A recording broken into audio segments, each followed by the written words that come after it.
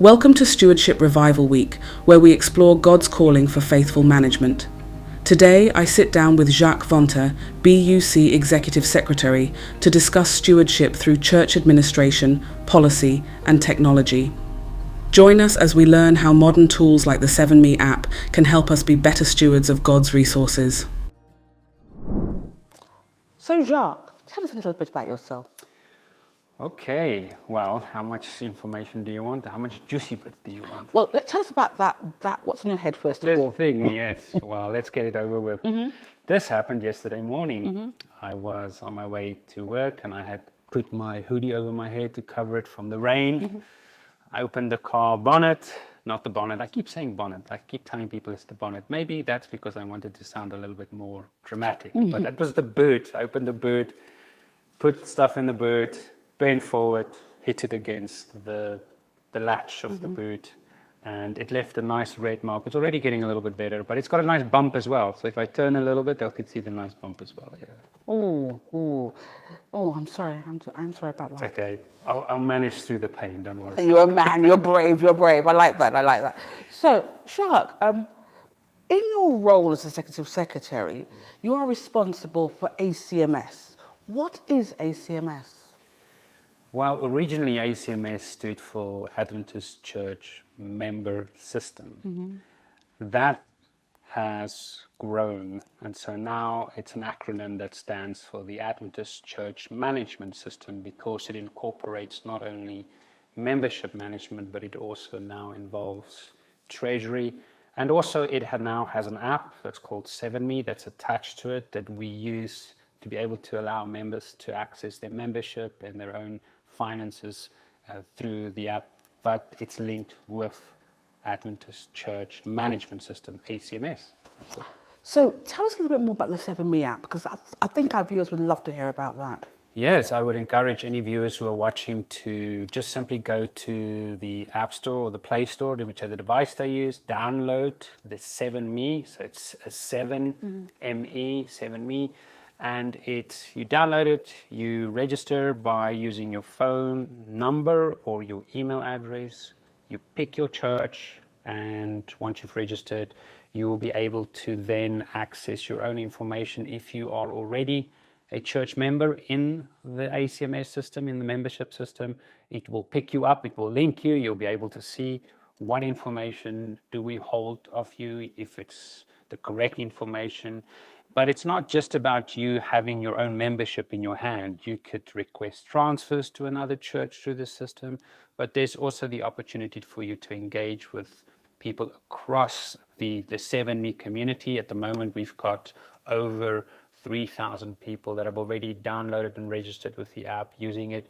You can form prayer communities, so that's a really nice aspect where you can go in and you can create your own prayer community with your own church, or you can open it up and you can link with your conference or mission, or you can link with the union, or you can be open and everybody who's on 7Me can link with each other. You can pray for each other. You can see the other prayer requests. That's the one aspect. There's another area within the app that allows you to study, to do personal study. It's resources, not just studies. You can access the ADC, the Adventist Discovery Center. You can access the Messenger. You can access our websites. You can access 3ABN. You can access the General Conference website.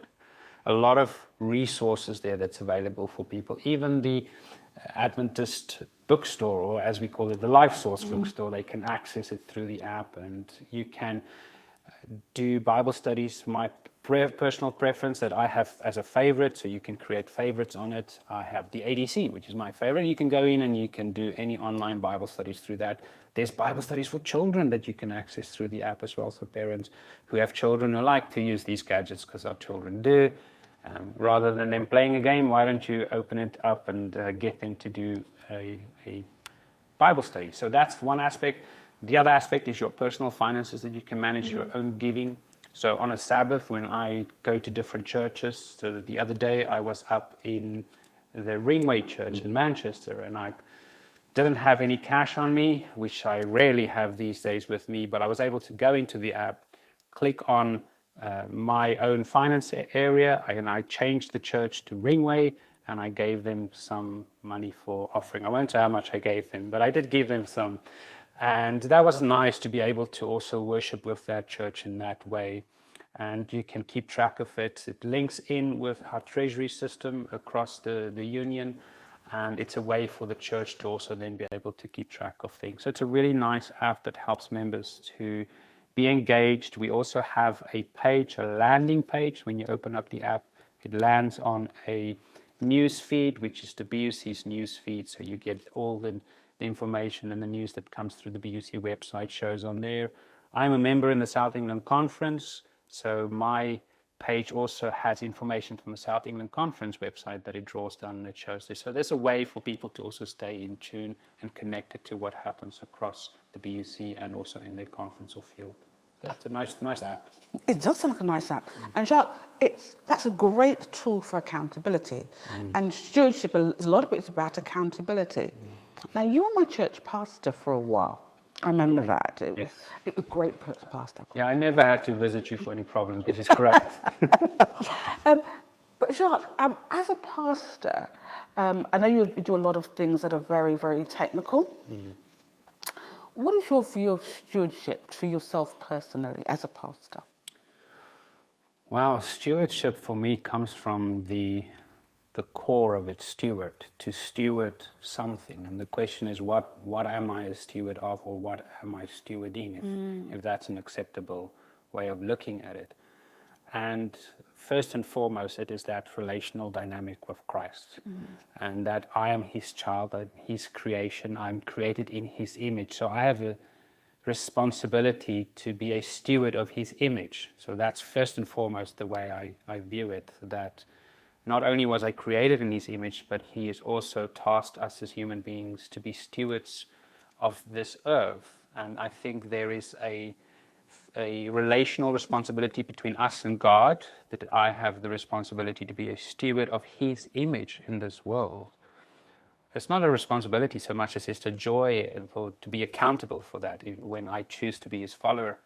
But we also have a relational responsibility with other human beings and the earth, and how we interact and how we live our lives, and stewarding those relationships with other individuals and with earth and with society at large, the environment.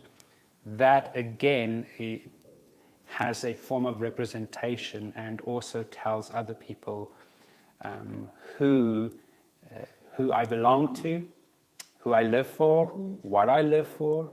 And yeah, that's sort of stewardship for me from a pastoral perspective. And then how is that embodied in every aspect of life, whether it be the time management, whether it be relational management, whether it be financial management, that way in which I see that imaging of God play itself out in every relationship, and the way that I manage my finances, and the way that I manage my relationships with my family, friends, community, and in the way that I value the earth and what role it plays for us as well, and the environment included in that. So yeah, that's in a nutshell for me what stewardship is as a pastor. What is it like as a church administrator? What does stewardship mean to you in the work that you do every day? Because you've got a lot of technical things, as I mentioned before, lots of legal things, lots of HR matters. How do you practice stewardship in your role as executive secretary? Yeah, that's something that we don't always think about. You don't always think about policies or legal frameworks or HR matters in terms of stewardship. But again, if we link it with the idea of what does it mean to be a steward of God's image, and how does that link with the policies that we have as a church. So in the British Union Conference, we enact or we take the policies that come down from the General Conference, the working policies, and we make that relative for our field, our territory across England, Wales, Scotland, Northern Ireland, Republic of Ireland, the British Isles and Islands. So across all this territory, we look at what does that policy mean in terms of our work relationship across this field? And not just in terms of work relationship, but policies are primarily designed for us to function in a charitable environment, in a corporate environment, as our president likes to remind us. But what does that mean in terms of how that allows us to fulfill the mission, our mission as a Seventh-day Adventist Church, and also God's commission to be missionaries within the context in which we live, His missionaries to share the gospel. So I haven't actually told you what that means in terms of policies and HR and so on. But when I, for example, have to take a policy, not just myself, but let's say my counterpart in the Conference of the Missions, and we have to say, okay, this policy has to be applied. Whether it's a policy that has to do with holidays, or whether it is a policy that has to do with how we move between districts, or how we facilitate supporting pastors to move through districts. Every one of those policies or those processes helps us to fulfill the gospel in one way or another. If it doesn't, then the question we have to ask ourselves is, why have that policy? Often we look at policies and processes as restrictive elements that restricts us to do things. But I would rather say maybe sometimes it's helpful to look at it more like we look at the Ten Commandments. The Ten Commandments are not meant to be restrictive, but the Ten Commandments are to be boundaries in which God says, if you live within these boundaries, you will live a freer life than when you live outside of this framework.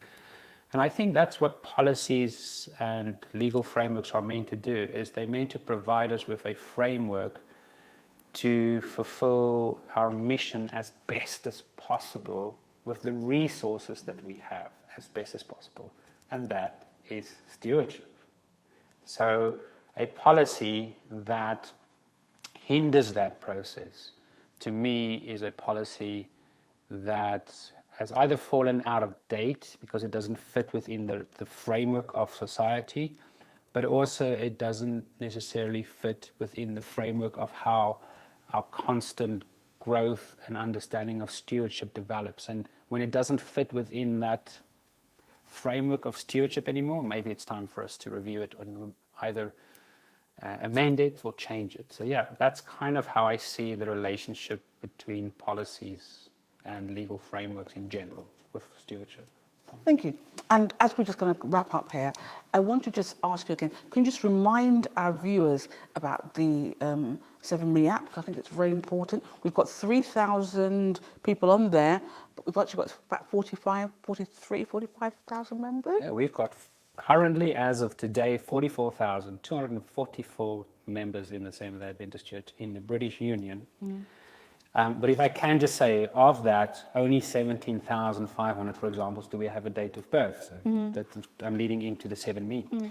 And the thing is, because we only have the date of birth for 39% of our membership, it doesn't really allow us to do a great deal in terms of demographic analysis.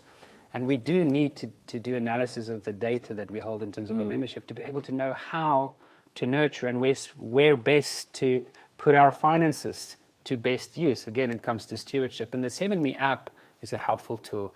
The more people that make use of it, the more people that download it and register, the more accurate, I believe, our data is becoming, because people themselves are in charge of what they put in there. And usually people see, oh, my date is not the 1st of the 1st, 1800. I'm not that old. No, this is my correct date. I'm going to put it in.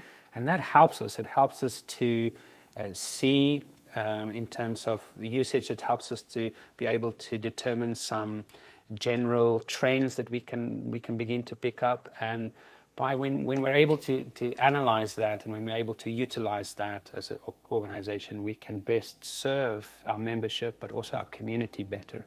So I want to encourage our members, anybody, to download it. You don't have to be a member, so anybody who's watching it can download it, register it, use either your phone mobile number or your email address. Pick your church that you're a member of. It will link your accounts together, and you will be able to not just enjoy the benefits of the app, but you will also help us as a union to better serve you. by providing us with more accurate information. Thank you very much.